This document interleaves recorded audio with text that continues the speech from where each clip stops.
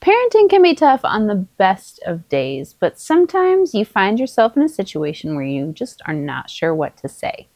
This is where some standard phrases, or mantras if you will, can make life a whole lot easier. I'm Katie, I'm a mom of 8, and I have collected 14 of my most commonly used parenting mantras, and I'm going to share them with you. Be sure to stick around because number 6 works for a whole host of things, and number 14 even works on your adult children. All right, number 1, one of the things I say all the time, and my children parrot back all the time, is, I love you always and forever, no matter what bad things you do, and no matter what good things you do. Now, this lets my children know that they are loved unconditionally, no matter whether they try to be kind or if they mess up sometimes. And especially for my adopted children, always and forever is a really important part of that phrase, to let them know that nothing can undo their relationship to me. Number 2, people are more valuable than things. Now, this one I will use a lot when my kids break something and they are fearful that I'm going to be upset or angry. And I can take a breath and remind them that you are more important than that coffee mug that just broke. You are more important than the flower pot that you knocked over. You are more important than the rug that got stained. Letting them know not only are they more valuable to me, but it helps give them perspective on the things that they own versus the people that are valuable to them. Number 3, it's more important to be kind than to be right. Now, is there a time and place in life to stand up for what's right? Absolutely. But we all know that kids will fight over things that don't actually matter at the end of the day. They just want to prove that they are right and someone else is wrong. And sometimes they can do that at the cost of being mean or hurtful to other people. So I like to remind my kids that being kind is ultimately more important in the long run than being right. Number 4, here's one for all of my young kid parents. Fair means you get what you work for. We've all heard, that's not fair, or you're so unfair.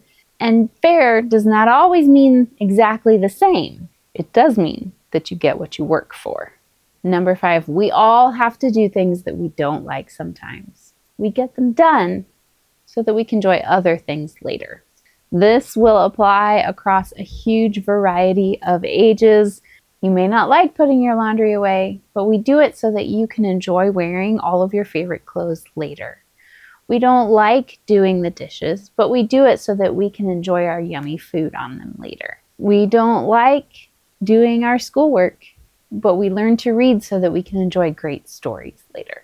Number 6, this one I have applied across so many ages, and that is, your body works the way that it was made to. I've applied this to toddlers who are potty training and they complain that I already went potty, why do I have to go again? Well, because your body works the way it was made to, and it keeps processing that water that you drank and the food that you ate, and it keeps coming back out on the other side. I've used this with teenagers who are struggling with big new emotions or different urges and discoveries, and to say, yes, your body works the way it was made to. Those things are supposed to happen. Reassuring them that there's nothing wrong, even though sometimes it feels weird or it can be frustrating, that their bodies really do work the way that they're supposed to. Number 7, you have to be bad at things for a while before you can get good at them. None of us in life are naturally gifted at everything we try the first time. In fact, the majority of us never are. So teaching kids that it is okay to be bad at something when they try it. It is okay to need practice. It is okay to have to learn new skills and to not just immediately know how to do things. That's how we learn, and it's okay to be bad at them before we can be good. Number 8 is a bonus one. This is actually 3 together in one. We've all heard somebody whining, but I can't. My response is usually, you can. It might just take some work. Hard doesn't mean can't. And you can do hard things. These 3 usually flow together for me. When someone says, I can't do this, I can't do it, I always say, you can. it might just take some work. And they'll say, but it's hard. And I'll say, I know it is. But hard doesn't mean can't. You can do hard things. I think I actually caught myself on video saying this on our vacation last summer. Yes, you can. Hard doesn't mean can't. All right, number 9. Saying something doesn't make it true, even if you want it to be true. This is great. Kids go through normal developmental stages where they are lying because they want something to be true or their imagination is true. And sometimes we have to remind them that just because you say it doesn't make it true, even though you want it to be true. This is for when we're having big feelings and having a conversation is hard. You say, I'm sorry, I can't understand, fill in the blank. I'm sorry, I can't understand whining. I'm sorry, I can't understand screaming. I'm sorry, I can't understand name calling, whatever it is. But I would love to hear what you want to tell me when you can use kind words. I would love to hear what you have to tell me when you can say it kindly. This reminds kids that you're not shutting them down. You're not cutting them off.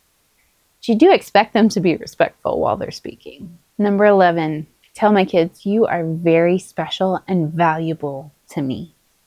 Please treat yourself and your siblings as very special and valuable to me. When kids are speaking poorly of themselves, maybe even harming themselves, to remind them that they are so valuable to you and you want them to be treated as something that is very treasured. And it also helps them to remember that other people are also very valuable and treasured. And so please treat yourself like you are valuable to me. Please treat your siblings as special to me. Whew, here's one that I have used across a huge variety of ages and occasionally even my adult children. You can't control anyone else.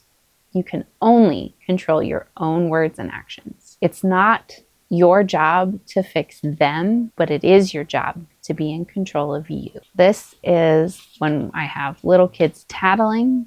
This is when I have adult kids frustrated with somebody else in their life. Just to remind them that you can't control. Sometimes I have to tell myself, right? Sometimes we have to remind ourselves of this. You can't control anyone else. You can only control your own words and actions. And it's not your job to fix them, but it is your job to make sure you are doing the right thing.